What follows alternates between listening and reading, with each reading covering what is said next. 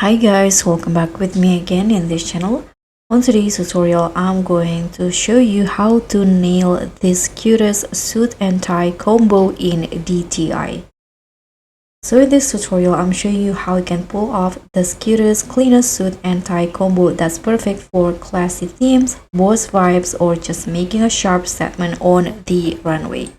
So this is how it will look like, and this is pretty easy to create. Now let's just get started. So first you just need to head into the closet and use a code item for the top. So this top's in here, you can just put it on and change the color into white. Okay, now next just put on the tie, this one, and change the color into black. And put on the skirt, so I'm using this skirt in here and use the black color.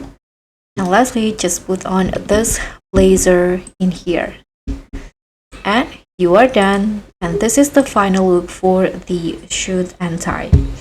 So whether you're going for police, AG, or soft masculine energy, this look is totally photo worthy and VIP free. Drop a like if you're loving the dapper vibes, comment your go-to DTI outfits, and subscribe. Also click on thanks for more fashion forward combos every week. Bye!